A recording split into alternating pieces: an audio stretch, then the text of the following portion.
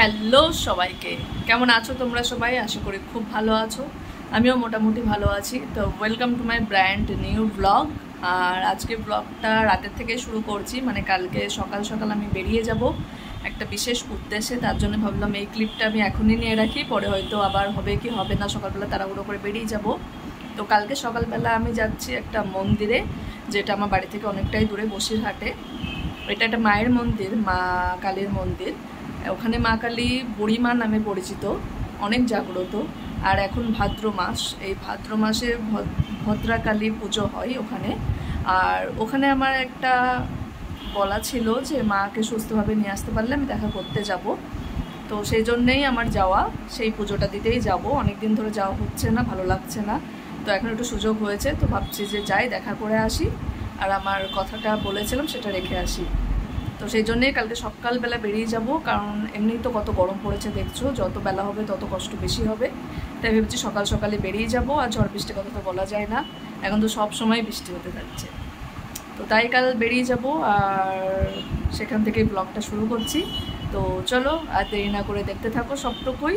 আর তোমাদের যাদের সুযোগ হবে, যারা বসিরহাটের আশেপাশে আছো বা যাদের ইচ্ছা, অবশ্যই যেতে পারো। মন্দিরটা খুবই সুন্দর, খুবই ভালো, ঘুরে আসো একবার। তো চলো দেরি না করে শুরু করে আজকের ব্লগ। তো সকাল সকাল আমরা বেরিয়ে পড়েছি বসিরহাটের উদ্দেশ্যে, যেখানে আমরা যাব আমাদের মা বুড়ি মায়ের মন্দির।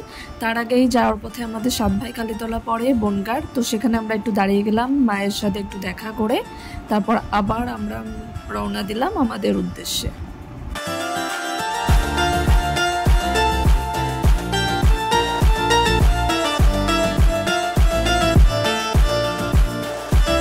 Three hours later.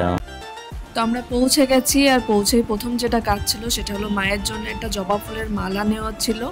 অনেক খুঁজে, কোনো জায়গায় এখানে পাওয়া যাচ্ছিল না, অনেক খুঁজে অবশেষে আমি ফুলটা পেয়ে গেলাম, মালাটা পেয়ে গেলাম। এদিকে ফল মিষ্টি সবই কেনা হয়ে গেছে, এখন তাড়াতাড়ি মায়ের কাছে যাওয়া যাক। তো এই হচ্ছে বুড়িমা, বসিরহাটের বুড়িমা, খুবই জাগ্রত আর আমার খুবই কাছের। তো আমি দেখা করতে চলে এসেছি, আর দেখো কত সুন্দর লাগছে।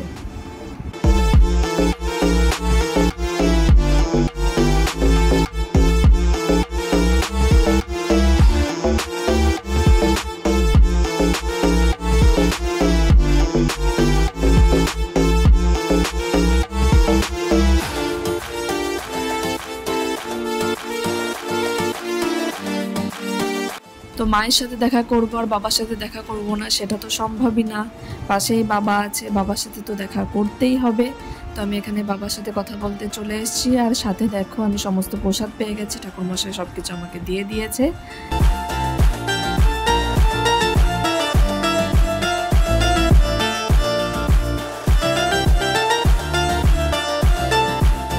তো এখানে একটা বট গাছ আছে, যেখানে উইশ করে সবাই ঢিল বাঁধে। তো আমিও এখানে বেঁধে দিয়েছি আমার কিছু মনস্কামনা নিয়ে।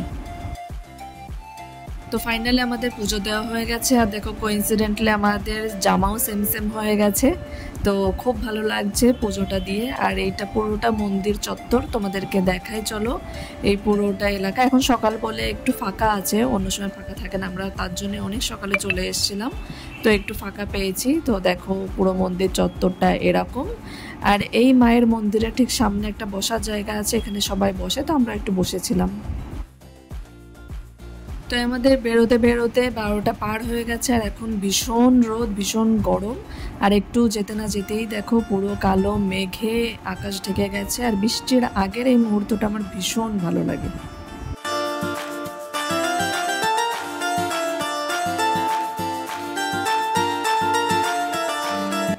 তো তোমাদেরকে মেঘের কথা বলতে না বলতেই দেখো বৃষ্টি শুরু হয়ে গেছে। মাঝপথে আমাদের থেমে যেতে হলো, কারণ ভালোই বৃষ্টি পড়ছে আর এইভাবে যাওয়াটা সম্ভব নয়।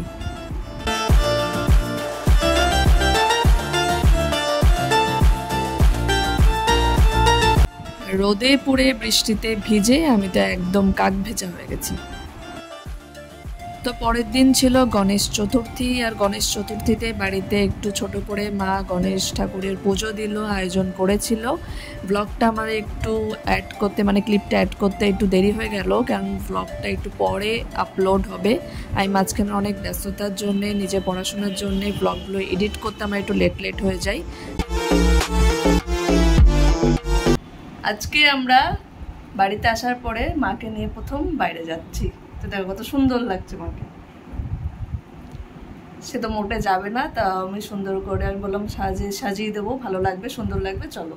তো আমরা এখন যাচ্ছি, আজকে গণেশ পুজো, তো নিচে যাবো, গণেশ ঠাকুরের সাথে দেখা করবো, তারপর আমরা একটু মলে যাব। তো চলো ঘুরে আসি।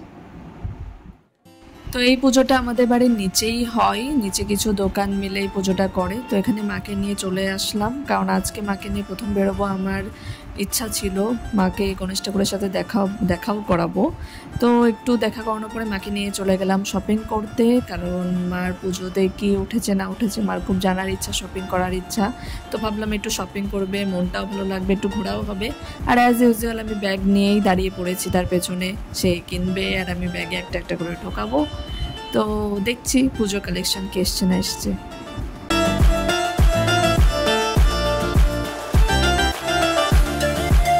তো শপিং করার পর আমি স্টাইল বাজার থেকে পেয়ে গেলাম এই ছোট্ট একটা গিফট। The following day. তো আমি রেডি হয়ে গেছি, আর বারবার আমি ঘেমে যাচ্ছি, প্রচণ্ড ঘেমে যাচ্ছি, রেডি হতেই পারছিলাম না। তার মধ্যে 10 বার আমার ফ্যানে করতে হয়েছে, দেখো পুরো এখনও ঘেমে যাচ্ছি, ঘেমে বারবার নষ্ট হয়ে যাচ্ছে। তো যাই হোক, এখন আমি তাড়াতাড়ি বেরিয়ে পড়বো। আমি একটা চুড়িদার পরেছি, আর বাইরে একটু বৃষ্টি হচ্ছে, তো একটু লেট করে বেরোচ্ছি। এই 10 বছরের প্রথম আমরা এরকম একসাথে বেরোচ্ছি, কোনো অনুষ্ঠান বাড়িতে যাচ্ছি। তো চলো, অলরেডি লেট হয়ে যাচ্ছে, এখন আর দেরি না করে তাড়াতাড়ি বেরিয়ে পড়ি।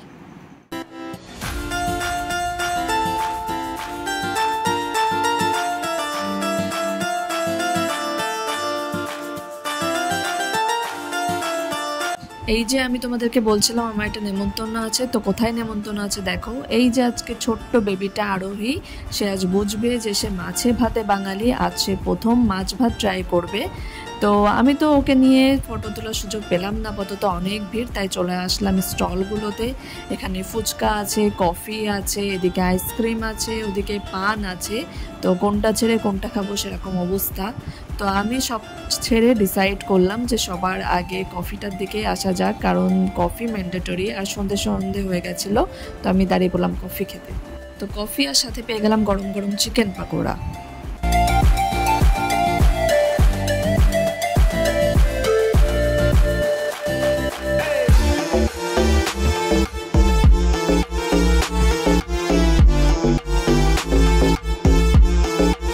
ফাইনালি অনেকক্ষণ ধরে ওয়েট করার পর এবার সুযোগ পেলাম এই কিউট বেবিটার সাথে ছবি তোলার।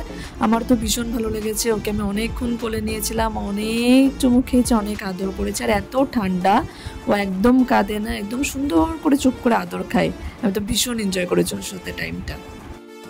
আর এদিকে আর একজন যে ফুচকা ছাড়া, ফুচকা মানে দেখলে থাকতেই পারে না না খেয়ে, আমি অনেক বারণ করা সত্ত্বেও তাকে দুটো ফুচকা ট্রাই করতে দিতেই হবে। তাই আমি দাঁড়িয়ে পড়লাম, ওই ফুচকা ট্রাই করলাম, আমি আর করলাম না। আমি সোজা চলে গেলাম খাওয়ার টেবিলে, কারণ এই খাবারগুলো আমি অনেক দিন পরে খাবো। আমি অনেক দিন পরে একটা অনুষ্ঠান বাড়িতে নেমন্তন্ন পেয়েছি, তো আর দেরি না করে শুরু করা যায়। Approximately 10 hours later. তো খাওয়ার শেষ পাতে একটু পান হলে তো বেশ ভালোই হয়, আরও যেখানে এত নানা ভ্যারাইটির পান থাকে সেটাকে তো না বলাই যায় না।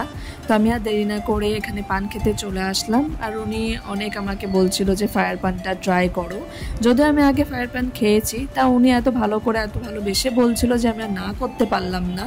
তো আমি ট্রাই করে নিলাম ফায়ার পান।